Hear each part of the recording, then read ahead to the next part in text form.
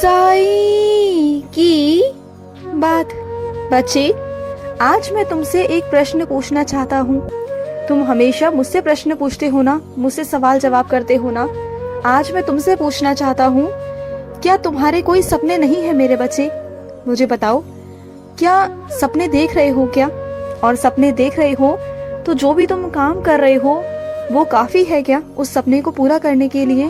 बोलो, मैं तुमसे पूछता हूँ मेरे बच्चे। अगर नहीं तो मेहनत करो ना। मेहनत क्यों नहीं कर रहे हो?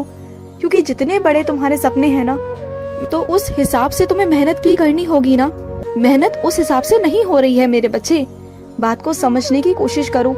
जो सपने तुम देख रहे हो, मैं नहीं कह रहा कि मैं उसे पूरा नहीं करूंगा। मैं तुम्हारे हर एक सपने को पूरा करने को तैयार हूँ, लेकिन तुम तो मेहनत करो ना।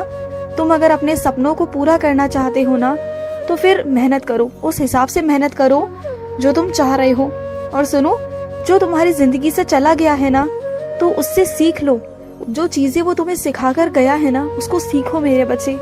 उसकी कही हुई बातों को कभी भूलना मत। उसकी बुरी चीजों को याद करो या ना करो, लेकिन उसकी अच्छी बातों को जरूर याद करना और उनकी अच्छी आदतों को अपनी जिंदगी में उतारने की कोशिश करना। क्योंकि उन्होंने ना तुम्हें जाने अनजाने बहुत कुछ सिखाने की कोशिश की है।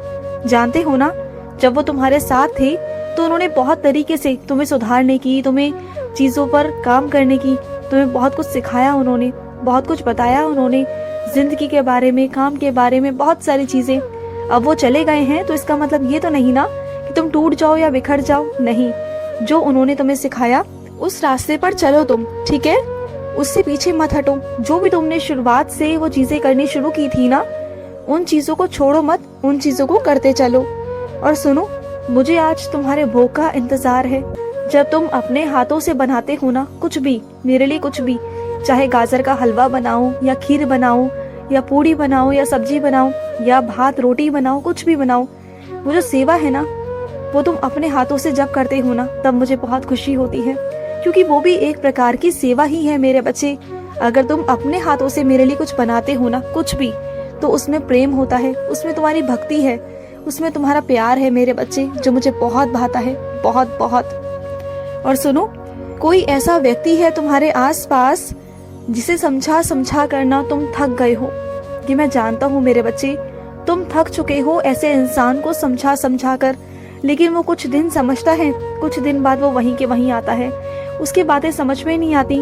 उसका खुद का मन, खुद की चीजें उसके काबू में नहीं है मेरे बच्चे। वो खुद भी नहीं जानता कि वो खुद अपने साथ क्या कर रहा है, वो कौन सा खिलवाड़ अपने साथ कर रहा है ना, वो खुद भी नहीं जानता। तो तुम भी ना उसे समझाना छोड़ दो, क्योंकि बार बार तुम समझाते हो ना उसे, तो वो तुम्हारी बातों को सुनता जरूर है, सिर्फ कुछ दिनों के लिए, लेकिन फिर वहीं का वहीं। तो छोड़ दो, क्योंकि ऐसे इंसान ना ढीठ हो जाते हैं।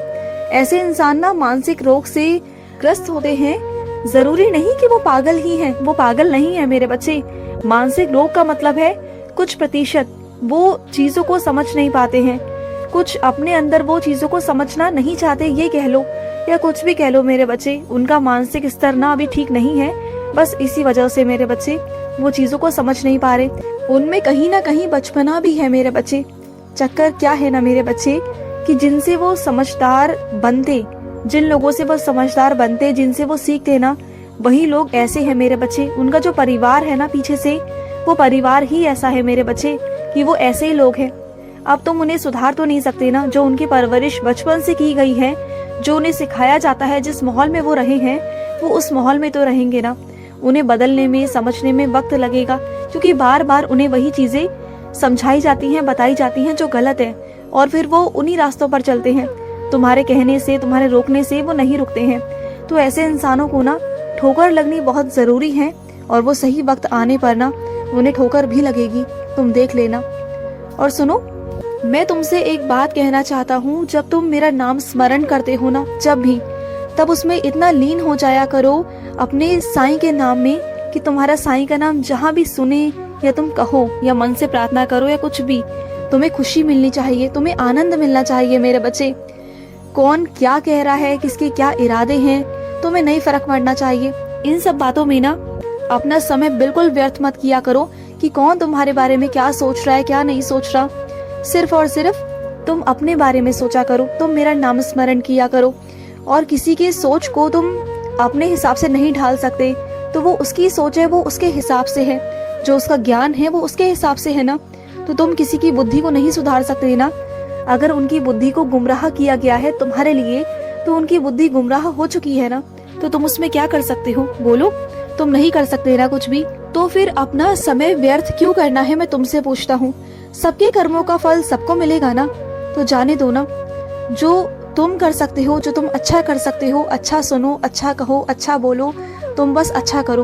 अपनी तरफ से तुमसे जितना अच्छा हो सकता है ना, तुम अपना अच्छा करो। बाकी दूसरे पर छोड़ दो कि दूसरा क्या कहता है क्या नहीं कहता है, जाने दो।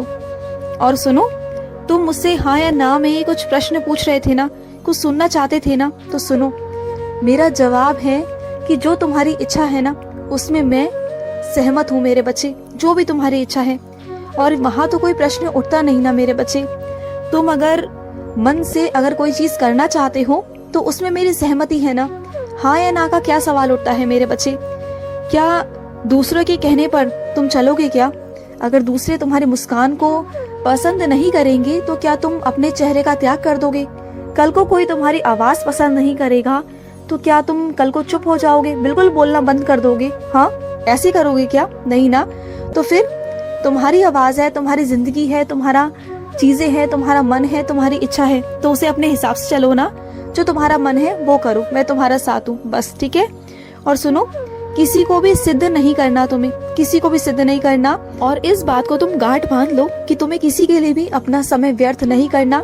जो तुम्हारी इच्छा है ना उसे पूरा करो, ये मेरा आदेश है कि तुम इस बार अपने मन के खिलाफ नहीं जाओगे, विरुद्ध नहीं जाओगे। जो तुम्हारा मन है तुम वो करोगे।